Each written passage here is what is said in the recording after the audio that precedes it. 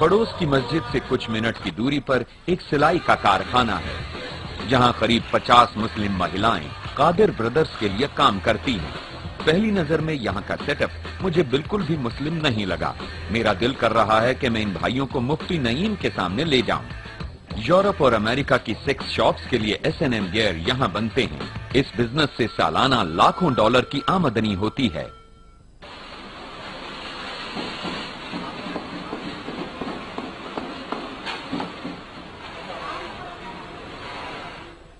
क्या इस तरह की चीजों को बनाने के लिए यहाँ पाकिस्तान में महिलाओं को ढूंढना मुश्किल था? नहीं, बिल्कुल नहीं, ऐसा बिल्कुल नहीं होता। नहीं, पर ऐसी चीजों को बनाने में उन्हें कोई हैरानी परेशानी तो नहीं हुई? इन्हें इसके इस्तेमाल के बारे में कुछ नहीं पता है, ये इसके बारे में कुछ नहीं जानती हैं। नहीं, ये तो बस आती हैं और इन चीजों को बनाकर चली जाती हैं। इन्हें इस बात से कोई लेना देना नहीं कि ये इनके लिए बस एक क्या चीजें बनाती हैं, इनकी रोजी रोटी। इन्हें ये खुद तो इस्तेमाल नहीं कर रही है। हाँ, ये इनकी रोजी रोटी है। सही कहा। हाँ, ये तो इनके लिए बस एक काम है।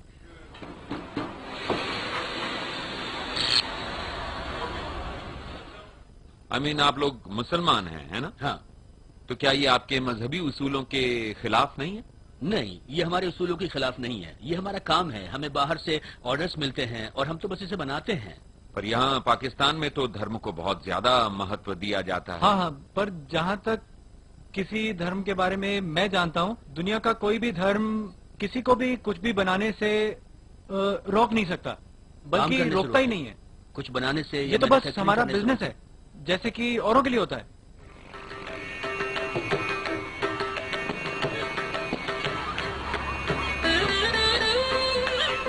कराची की बीचेस, मीलों मील लंबी बीचेस। अगर यहाँ लोग परिवार के साथ सर्फिंग करने भी आएं, तब भी यहाँ का माहौल कैनकून जैसा नहीं होगा। पर रात के समय अगर आप जानते हैं कि कहाँ जाना है, तो सब कुछ बन सकता है मालिबू बीच जैसा। ओके, लिसन गाइस, ये है कराची की एक सैटरडे नाइट। और बेसिकली जब आप 20 साल के हों और आप पार्टी करना चाहें तो आप इस जगह पर आते हैं। हम समुद्र के किनारे पर हैं और तापमान 85 डिग्रीज है और आप शहर में पार्टी नहीं कर सकते, आप शराब नहीं पी सकते या मस्ती नहीं कर सकते, तो आप यहाँ आ सकते हैं ठीक यहाँ पर।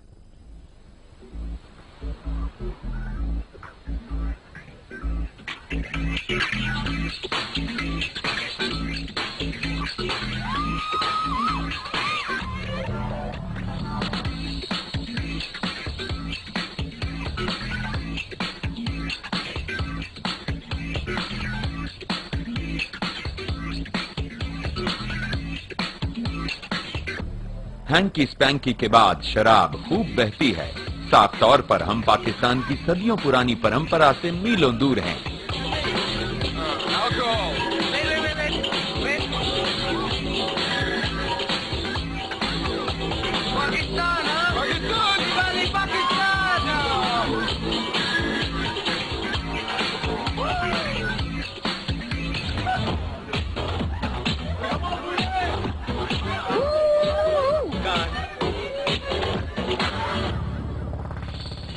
मुझे ऐसा लगता था कि यहाँ पाकिस्तान में शराब पीना मना है। हाँ, वेल अनफॉर्चुनेटली बाहर खुले में लोगों के सामने आप ऐसा नहीं करना चाहेंगे, पर जो आप अपने घरों के अंदर करते हैं वो लोग नहीं जानते, यू नो।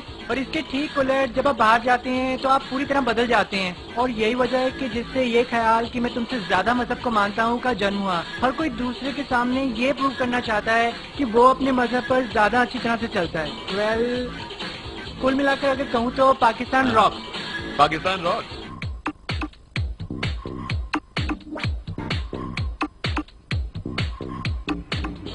ये तो कमाल की बात है। मैं आपको और दूसरी लड़कियों को देख के हैरान हूँ कि बिना बुर्के के आप यहाँ डांस कर रही हैं। कैसा लग रहा है? यही मैं आपको बता रही हूँ कि ये एक गलत फहमी है कि यहाँ तालिबान है और यहाँ सभी महिलाओं को पर्दे में रहना होता है। ऐसा बिल्कुल नहीं होता, बिल्कुल नहीं। पर मैं तो कभी सोच भी नहीं सकता था कि यहाँ पाकिस्तान आकर मुझे ये सब देखने को मिलेगा। ये कल्चरल शॉक है। क्या ये मेरे लिए कल्चरल शॉक है? हाँ, है तो।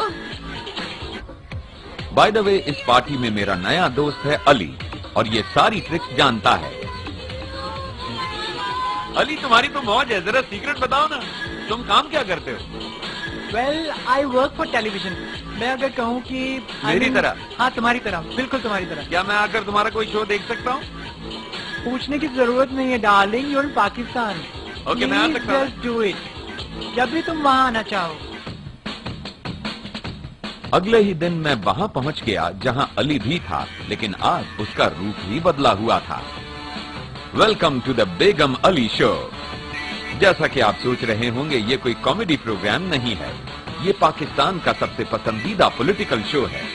यहाँ मेहमान सीरियस हैं और सवाल उनसे भी ज्यादा। अली के इस शो को 3 करोड़ दर्शक देखते हैं। इतनी टीआरपी सुनी है कभी? मेरी पहली मेहमान वाकई ये कामयाब लेडी हैं। मुझे लगता है कि जैसे पाकिस्तानी सियासत है, तमाम रंग, तमाम रौनक, तमाम जज्बा। बट मैं तुमसे जानना चाहूंगी कि how are things different within the parliament house. आज से 20 साल पहले में और आज में कितना फर्क आया है?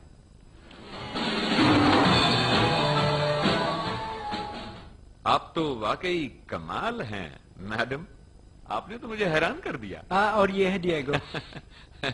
Hello sir. ये तो कमाल की बात है कि पाकिस्तानी टीवी पर एक मर्द औरतों के कपड़े पहने आप दोनों का इंटरव्यू ले रहा है। ये तो कमाल है। दरअसल हमारी सोसाइटी बहुत अंडरस्टैंडिंग है और तमाम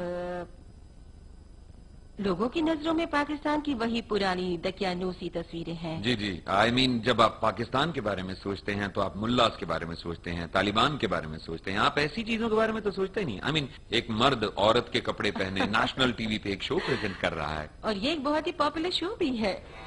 काफी समय से अली इस कोशिश में लगे हैं कि एक दिन वो फ्रांस की नई ग्लैमरस फर्स्ट लेडी का इंटरव्यू लें।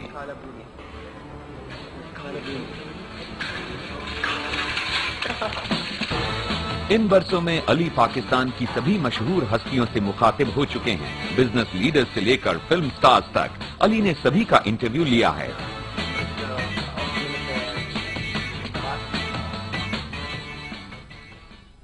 क्या कभी तुम्हें अपनी जान को खतरा महसूस नहीं हुआ? क्या तुम्हें इस बात का डर नहीं लगा कि मुल्ला तुम्हारे पीछे पड़ जाएंगे? कभी डर नहीं लगा? Diego, I love your name by the way. जब मैंने अपना शो शुरू किया तो बहुत से लोगों ने मुझे फोन किया, पुराने दोस्त जिन्होंने फोन करके कहा आर यू क्रेजी अली।